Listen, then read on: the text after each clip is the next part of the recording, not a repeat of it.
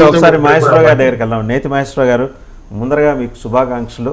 ఇక్కడ ఉన్న వాళ్ళందరూ కూడా మీకు శుభాకాంక్షలు చెప్పారు. అధికార ప్రతినిధిగా మీరు ఇటీవల కొత్తగా బాధ్యతలు చేపట్టారు. కాంగ్రెస్ పార్టీలో యంగ్ బ్లడ్ వస్తుంది, మళ్ళీ రివైవ్ అయ్యే పరిస్థితి ఉంది. సుపరిణామం. ఒక జాతీయ పార్టీ బతకాలండి.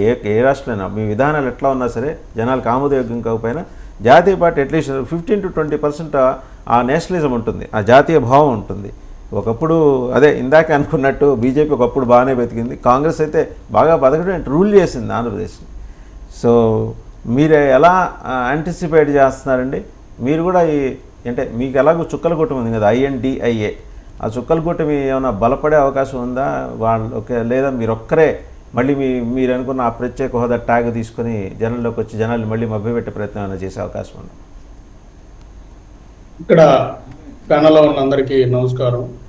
అలాగే రాష్ట్ర ప్రజలకి శివరాత్రి శుభాకాంక్షలు. అంటే రాష్ట్ర ప్రజలందరూ కూడా ఇక్కడ నేను చెప్పదలుచుకుంది ముఖ్యంగా బీజేపీతో టీడీపీ పొత్తు అనేది ఇదేం కొత్త ఏం కాదు.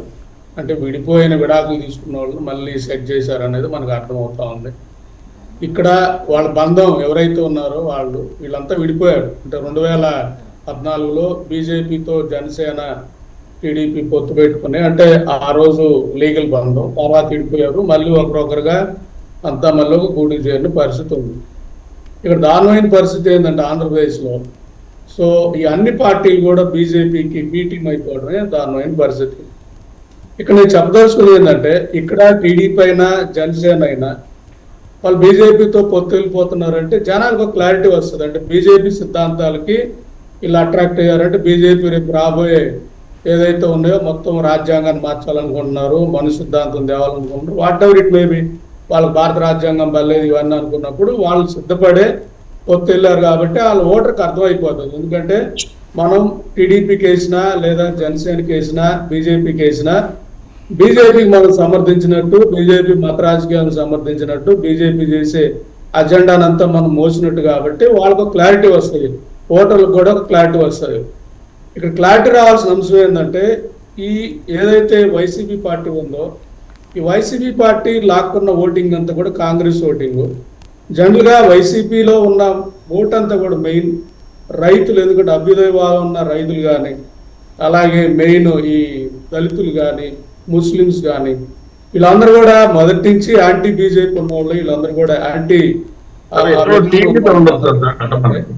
వీళ్ళందరూ కూడా వీళ్ళని తీసుకెళ్ళి ఈ వైసీపీ పార్టీ గాంధర్వ వివాహం చేసుకుంది అనుకోవాలి. వాళ్ళేమో లీగల్గా పెళ్లి చేసుకున్నారు, వాళ్ళు హ్యాపీగా ఉంది. వీళ్ళు వచ్చేకి గాంధర్వ వివాహం. ఈ దారుణమైన పరిస్థితి ఏంటంటే ఈయన ఎవరైతే ఉన్నాడో అంటే పవన్ కళ్యాణ్ గారు, ఆయన ముందు పెళ్లి చేసుకున్నాడు, తర్వాత రెండో ఆయన ఒప్పించాడని చెప్పాలంటే. మనం ఈ మధ్య రజనీకాంత్ గారి సినిమా చూస్తాం, ఈయనకి ఆమె ఇష్టం, ఆమెకి ఆయన ఇష్టం, మొత్తం మీద బలవంతంగా ఒప్పుకోవాల్సి వచ్చింది అన్నట్లు. ఇక్కడ టీడీపీ వచ్చాక నేను అనుకుంటుంది టీడీపీకి జనసేన అవసరం, జనసేనకి బీజేపీ అవసరం. మొత్తం మీద జనసేనని కలిపి బీజేపీ టీడీపీ కాంప్రమైజ్ చేసిన పరిస్థితి వాళ్ళు కనపడతా ఉంది. ఇక్కడ మనం చూస్తే వైసీపీకి వచ్చే గాంధర్ వివాహం అంటే వీళ్ళు ప్రేమ వివాహం. అంటే అంత ఇష్టం బీజేపీ అంటే వాళ్ళు చూస్తూ ఉంటే.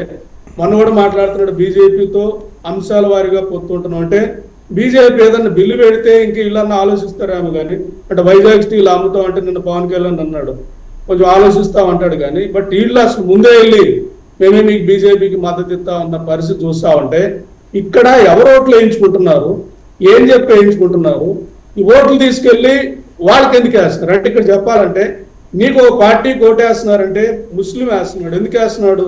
మొన్న నేను ఒక ఊరు వెళ్ళాను, అమ్మా నువ్వు ఎందుకు కాంగ్రెస్లో ఉన్నావు? నేను కాంగ్రెస్లోనే ఉన్నాయా అంటుంది. కాంగ్రెస్ అంటే ఏం కాంగ్రెస్ అంటే వైసీపీ కూడా కాంగ్రెస్ అనుకుంటున్నారు. వాళ్ళకి అర్థం అవ్వాల్సింది ఏంటంటే కాంగ్రెస్ వేరు వైసీపీ వేరు అనేది ప్రజలకు తెలియాలి. ఎందుకంటే నేను అడిగా, అమ్మా ఎందుకు మీరు కాంగ్రెస్ వైసీపీని ఇష్టపడుతున్నారంటే మేమంతా క్రిస్టియన్స్ కదా, మమ్మల్ని సో కాపాడుతుంది, మమ్మల్ని ఇందిరమ్మ కాపాడింది, మమ్మల్ని కాంగ్రెస్ పార్టీ కాపాడుతుంది, మమ్మల్ని సోనియామ్మ కాపాడింది అని చెప్తున్నారు.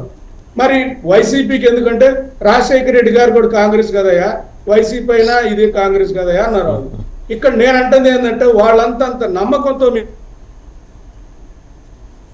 టెక్నికల్ ఇష్యూ వచ్చినట్టుంది.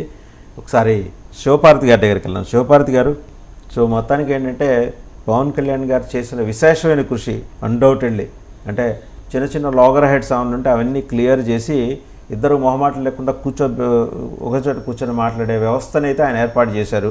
ఆయన సక్సెస్ అయ్యారు. ఆ విషయంలో ఏమంటారు శివభారతి గారు?